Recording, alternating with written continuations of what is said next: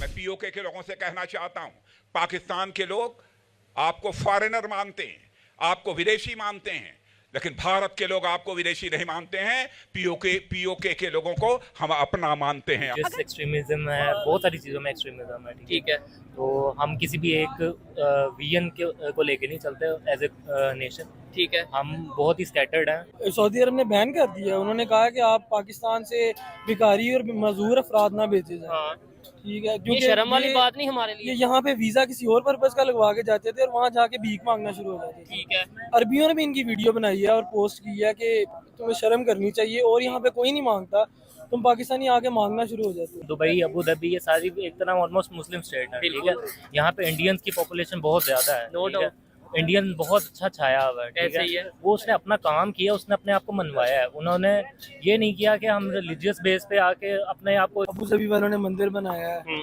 अब हम यूरोप में जाके मुसलमान अपनी डिमांड नहीं करते हैं मस्जिद बननी चाहिए। इतनी ज्यादा मस्जिदें हैं, अमेरिका में इतनी मसाजिद वगैरह हैं, सारे जुम्मा वगैरह पढ़ते हैं, सारा ईद पे यूके सारा वहाँ पे भी तो फिर है ना, वो भी तो इस चीज को अगर वो एक्सेप्ट कर सकते हैं तो हम क्यों नहीं कर सकते। इवन कि अभी मुहर्रम गुजरा है, मुहर्रम का महीना गुजरा है, यूरोप, अमेरिका, ऑस्ट्रेलिया में बाकायदा जुलूस निकले हैं। अच्छा। तो उन्होंने हमें इतनी आज़ादी दी हुई है और हम इतने तंग नजर हैं कि हम ये सोचते हैं कि एक मंदिर क्यों बना। जिस तरह हम सुनते आए हैं कि भाई वेपन इंडस्ट्री जो है वो इस्टेब्लिश इसी बेस पे हुई है कि दोनों साइड से। तो गवर्नमेंट भी बेसिकली ये एक्सट्रीमिज्म का फायदा ही लेती है, गवर्नमेंट हो कोई भी हो, ठीक है। पाकिस्तान में किसी भी गवर्नमेंट हो वो खुद इस तरह के हमारे यहाँ पे फायदा लेने वाले ज्यादा है। हमारे यहाँ पे एक विजन को लेके एक प्रोग्रेस की तरफ जाने वाला कोई भी नहीं है। कोई भी ना एक रीजन नहीं है जिसकी वजह से हम खराब हैं, ठीक है। 3-4 रीजन का मिक्सचर है जिसकी वजह से हम तनज़ली का शिकार हैं। ठीक है। और आप इसमें रिजर्व की भी अगर बात करें, पाकिस्तान के रिजर्व मेरे ख्याल से कोई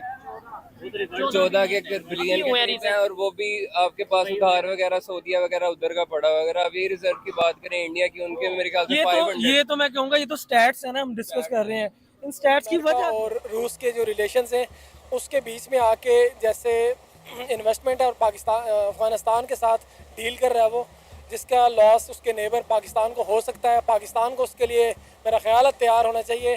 जैसे इससे पहले अमेरिका की इन्वेस्टमेंट पाकिस्तान में थी और उसकी जो कीमत है सारी अफगानिस्तान ने चुकाई है। तो एक मुस्लिम कंट्री अगर वो ऊपर जाता है तो हम भी मुसलमान हैं, बहैसियत मुसलमान के हमें खुश होना चाहिए कि पाकिस्तान अपना सबसे बड़ा दुश्मन इस वक्त अफगानिस्तान को समझ रहा है ना। नहीं, अफगानिस्तान हमारा दुश्मन नहीं है। देखिए, अब एक मुसलमान जो है वो कभी किसी मुसलमान का दुश्मन नहीं हो सकता। अब वो लोग जो है वो रिसर्च कर रहे हैं, ठीक है, चाइना के साथ उन्होंने मीटिंग्स की हैं, चाइना आया हुआ है उधर, ठीक है, बहुत तरक्याती काम हो रहे हैं। हमारा डायग्नोस्टिक का काम है, ठीक है, मेरे पास अभी भी वहाँ की यूनिवर्सिटीज़ के जो रिसर्च की चीज़ें हैं वो लेते हैं। ये जो 5 महीने से चमन बॉर्डर पे ये धरना बैठा था, इन्हीं की वजह से कि ये हमें जो कारोबार हैं, जो लाखों लोगों की ज़िंदगियाँ उस बॉर्डर से जुड़ी हुई हैं। पाकिस्तान कभी भी नहीं चाहता कि हमारे ताल्लुकात अफ़गानिस्तान के साथ ठीक हो, अफ़गानिस्तान के साथ उठ के फिर इंडिया के। पाकिस्तान कभी उनको हाथ नहीं लगाता जो इनके उनसे ताकतवर हैं, उनको चिढ़ता रहता है जो इनके अंडर हैं, उनके पॉलिटिक्स में इंटरप्ट कर रहे हैं। 1873 में जब ड्यूरेंट लाइन खींची गई थी और जिसमें इन दोनों को अलग अलग किया गया था, जिसको अफगानिस्तान ने तो नहीं माना था लेकिन पाकिस्तान ने इसको तस्लीम किया था।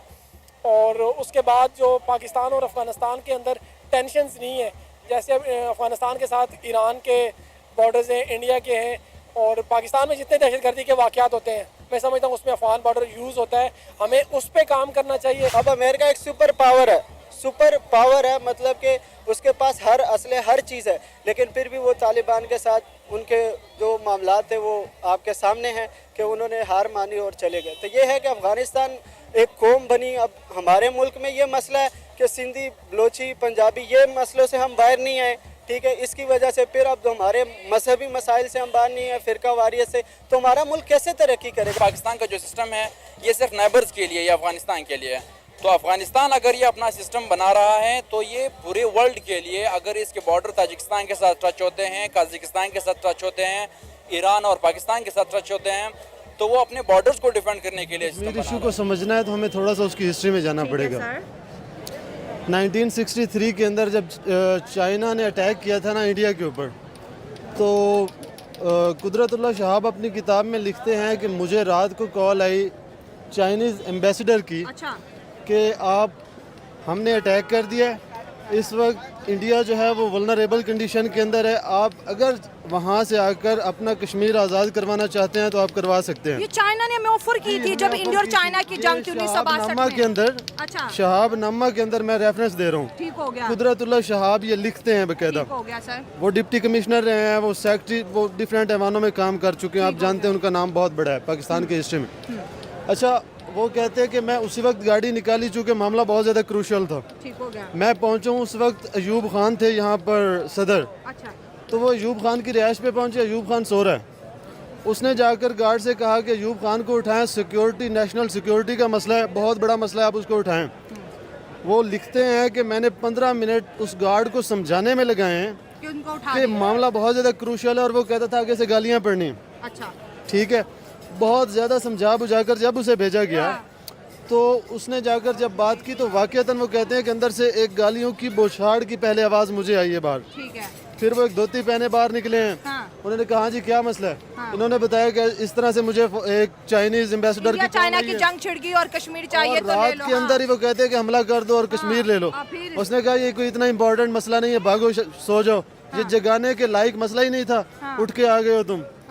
अगले दिन जब आया है तो शायद शराब पी हुई थी, ये जो भी मसला था, मामला जब खत्म हुआ है माइंड से यहाँ से, तो कहता वो तो वाकई बहुत ज्यादा जरूरी था। लेकिन तब तक उधर से यूएनओ और अमेरिका की इंटरवेंशन से उनका मसला आपस में सॉल्व हो चुका था।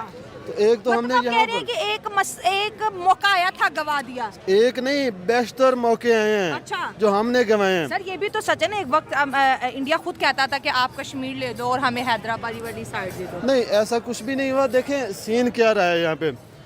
यूएनओ ने हमेशा से कहा कि यहाँ पे प्लेबसाइट होना चाहिए। अच्छा, लोग आए अपना फैसला करें। ठीक हो गया। आप निगोशिएशन टेबल के ऊपर बैठे हैं, इंडिया ने कहा है कि यहाँ बात करते हैं। ठीक है।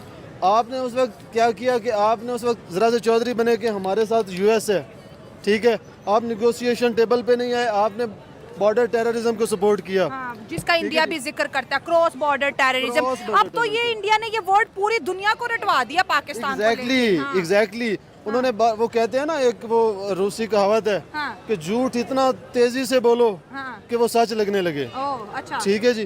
तो इसी तरह से उन्होंने पाकिस्तान को इतना ज्यादा टेररिस्ट कहा है कि दुनिया हमें टेररिस्ट की सारी क़यादत फौजी कमलों में तैयार हुई है। उसके बरक्स हिंदुस्तान में जो क़यादत है वो ज़मीन फाड़ के निकलती है। आप क्या दुनिया में कोई ये तसव्वुर कर सकते हैं कि एक चाय बेचने वाला जो है वो वज़ीर आज़म बन जाएगा? तो इसका मतलब ये है कि वहाँ रास्ता मिलता है। कि 1950 में आइन का मिल जाना उनके ऊपर बहुत बड़ी ब्लेसिंग थी।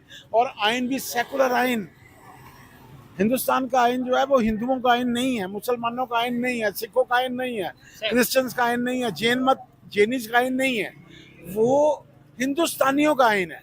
ठीक है।